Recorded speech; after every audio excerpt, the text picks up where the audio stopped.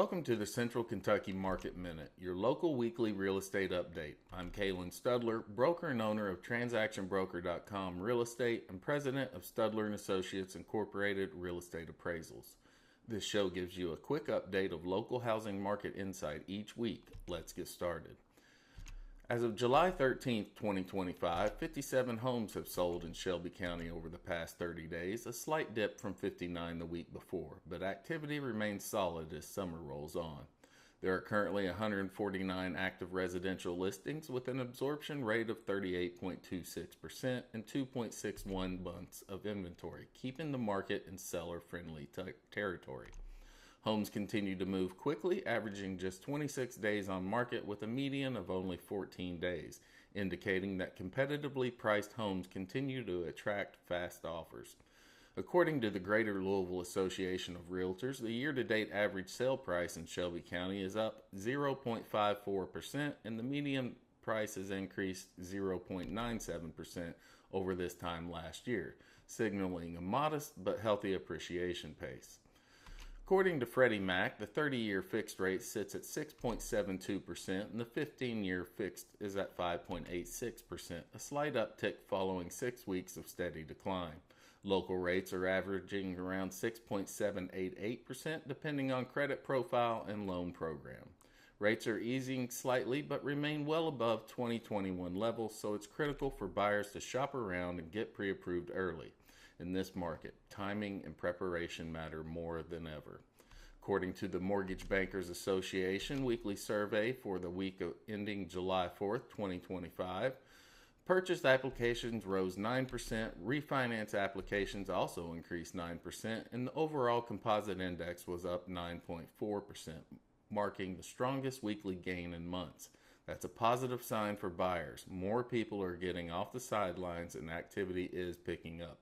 If rates continue to stabilize, we could see even more movement, making now a great time to get serious about financing and locking in terms.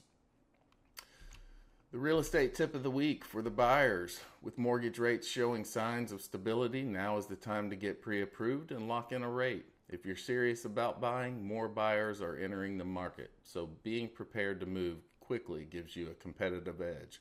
For sellers, inventory remains tight in many areas and well-priced homes are moving fast. If you're considering listing, minor updates like fresh paint or curb appeal improvements can help your home stand out and sell faster in a busy summer market. Now let's switch gears for a few minutes.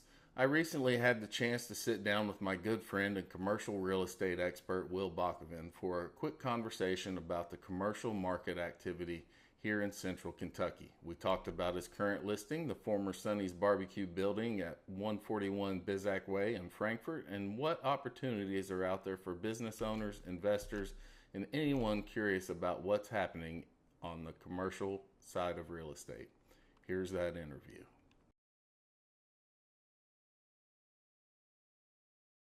Welcome to this special interview segment of the Central Kentucky Market Minute. Today I'm interviewing my good friend and commercial real estate pro, Will Bockoven. We usually talk homes and neighborhoods, but this time we're diving into the world of storefronts, warehouses, and office space, and we're going to do our best to keep it fun. Welcome to the show, Will. Thanks, for having me. Appreciate it. So I got a question here. How would you explain what a commercial broker does in a way that Grandma would understand? Well, let's see. Just as you would find a home for someone to live in, I find a home for a business and for their business to be in or to invest in. If you want your money to grow, we'll help you find a piece of real estate on the commercial side. So I don't know how well you're going to answer this one because I know you don't deal much with residential. So what is the biggest difference between buying a house and buying a commercial property? Sure. Two things come to mind. You have a house for one reason only. You live in it. That's it. A commercial property, there's two major things to consider. The use, which could be almost any business use, depending on what zoning allows. And then number two, there's always a set of books and records that come with a property, like financials, usually with a tenant. That's very important. So those are the two major considerations. It gets complicated after that. So what kind of commercial deals are most common in Central Kentucky right now? Central Kentucky, I think, is just like any other place. You see every conceivable commercial transaction there, and it can range from retail, like a shopping center, or like a standalone building, like a Starbucks or a Chick-fil-A or whatnot. Logistics or the industrial, it could be office. There's a large government presence, of course, in Frankfort, but it could be anything. I'm seeing across the board. I think two things to note that we're seeing a lot of there is Georgetown's really hot for industrial properties. There's been a large number of, I think up to 1 million square feet just developed, so that's pretty hot. And then also something we call adaptive reuse, which if you take, if you just take an older building and you just fix it up, you're seeing that almost in every marketplace, and Central Kentucky too. You're seeing it in downtown Frankfort, you're seeing it in Shelbyville, Lexington, Midway, Georgia, everywhere you're seeing these old buildings being renovated. Oh, I got a question, a follow-up question on that. So on the residential side, we do see a lot of Airbnbs, more, usually in the single family, but I would assume that's really kind of affecting the commercial world too, and what people are wanting to, above 5 units, which becomes commercial at that point. Transitioning some of these old buildings to Airbnbs, do you see some of that as well? I've seen a lot of it. Now that depends on a lot of different things. That's a tall question. First, the local municipality, what's permitted. In Louisville, they have restrictions on Airbnb. So that's one. So the question, I guess, is, your question is it here to stay, or what does it look like, or what's your question? Well, I mean, it's like I said, it's something I'm seeing a lot more often, especially here in Frankfort. We're right on the Bourbon Trail. Many of them have been single family homes that are now Airbnbs, but I have seen some of the downtown commercial areas where they have some upstairs units and maybe some first floor storefront or what have you that are really just being turned into Airbnbs. And of course, I couldn't explain you what all of our local government is saying about them, but I do know in the last 12 months they've been working on some changes there. But I guess I was just seeing what level of that you might see in Louisville or anywhere else. Oh, it's hot. It's here to stay, too. It's hot. Sometimes it's themed. Sometimes it's just 1 or 2 units. Sometimes it's almost like a boutique hotel where they'll take 30 units and convert them that way. So there's a lot of different variety, but it's definitely here to stay in Central Kentucky and really the whole state. Well, speaking of the boutique hotels, we actually just opened, we didn't, I didn't, but Frankfort opened 2 downtown, Ashbrook and I can't think of the other one. They both have restaurants in it. Very nice. They're more on the boutique hotel side of things. But it used to be people would just take their spare garage and they would turn it into an Airbnb unit. Now it's themed. It's bourbon or cigars or horse racing or whatever. We're seeing a lot of that. There's one here that's in Louisville that's themed off of organized crime. The whole. Anyways, it's a whole different place to stay, but it's for somebody. All right, so let's move on here. What advice would you give a residential agent who wants to dip a toe into the commercial real estate side? That's a good question.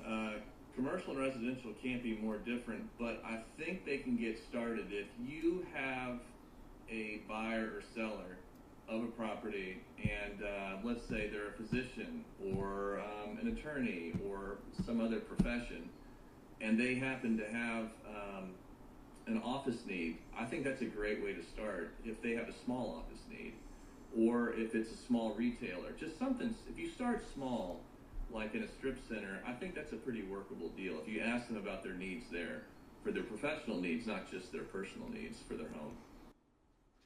All right. So now for some fun questions.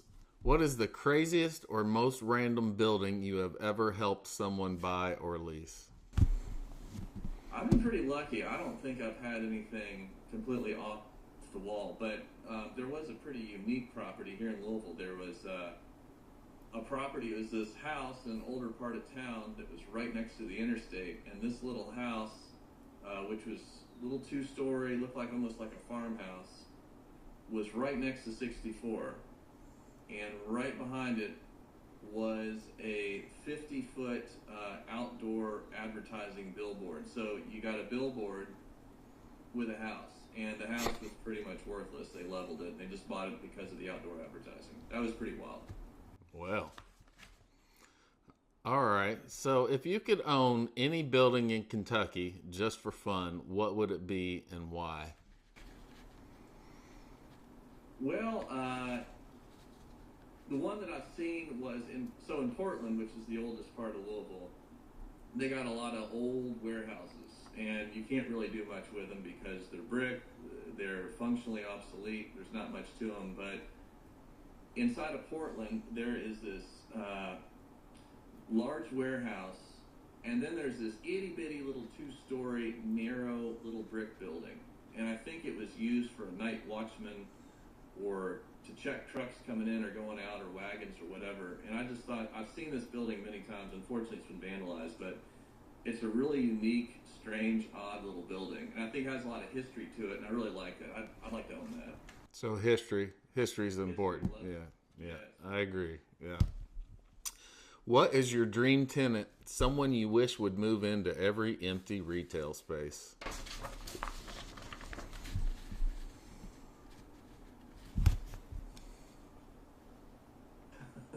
That pays rent without prompt. You just, we've had one of these in our family. We've had a tenant, 25 years, had a commercial tenant, and they do everything. We just basically, it's called mailbox money. I mean, that's the perfect tenant. Someone who pays on time. Yep, those are the good ones. Yep. Without reminders and never fails. And they're out there. You just got to have a good broker find them for you. So if someone has a little money and is thinking about investing in real estate, should they consider commercial, and what is the first step? I think they should. I think there's a couple additional questions. It's not just money. The question is, how much do you want to be involved? Because there is real estate that is truly passive, like the property I just mentioned. It's an absolute triple net. Or at the other end of the spectrum, there is multifamily, which you buy a fourplex or a sixplex, duplex, but that has kind of a commercial and a residential component. It's what we call high touch. So, I think both those are fine places to be. So you've got a pretty recognizable listing right now here in Frankfort, the former Sonny's Barbecue building at 141 Bizac. Can you tell us a little bit about that property? I can. So very unique property, very well positioned, pretty big too, 6,500 square feet. And I'm going to get a little bit into commercial terminology here too. So this would be good for a fast casual, like a Panera or an Olive Garden or something like that, versus a QSR, a quick service restaurant, which would be like a KFC or a Starbucks. It's just too big for that. So 6,500 square feet, 100 parking spaces, big podium signage opportunity facing 64. I can tell you this, we've got a restaurant interested, shocker. It's not a national chain, and I think it'll fit well in Frankfort, and that's pretty much all I can say. But I imagine you'll probably see construction, if we're lucky, within about a month or so. So do they have a time frame on when they would be opening? Well, I know that they want to be in there by August.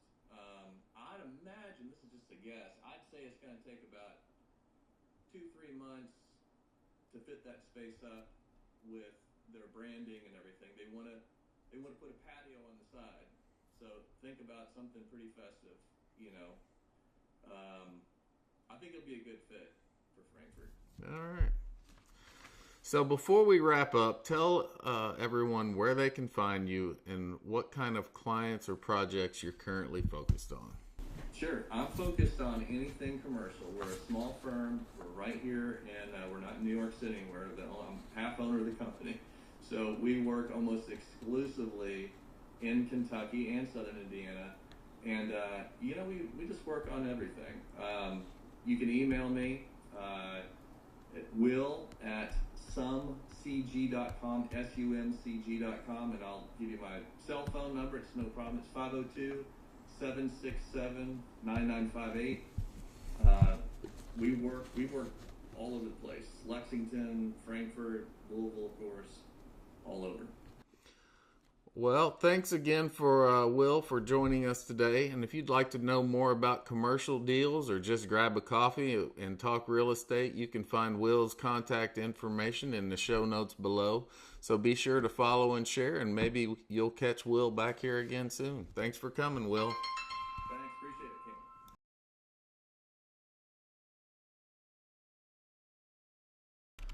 King. Again, thanks to Will for that interview. So before we close here, there's a lot to enjoy in Shelbyville this week and weekend. On Saturday, July 19th, kick things off with live music on 6th Street from 3 to 5 p.m. featuring local artists Brandon and Sarah Bond. It's a great way to enjoy a summer afternoon, good music, local flavor, and friendly faces in the heart of town. Then from 4 to 7 p.m., stick around for the Best Car Cruise In, a free, family-friendly event with classic cars, music, ice cream, games, and a cakewalk.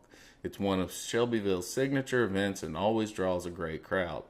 And all weekend long, you can hop on the free downtown trolley on Fridays and Saturdays. It's a relaxing and fun way to explore Main Street, local shops, restaurants, and public art. Whether you're a local just passing through, there's something for everyone in Shelbyville this week. Thanks for tuning in to this week's update. Next week, we'll take a look at the real estate market here in Franklin County. If you're thinking about buying or selling in Central Kentucky, visit transactionbroker.com to connect with a local expert and explore your options. Be sure to subscribe on YouTube, follow us on Facebook, and listen on Spotify, Apple, iHeartRadio, or Amazon Podcasts. We've got more interviews coming soon with loan officers, agents, and local housing experts, so be sure to subscribe and stay tuned. I'm Kalen Studler, broker at transactionbroker.com, and I'll see you next Wednesday.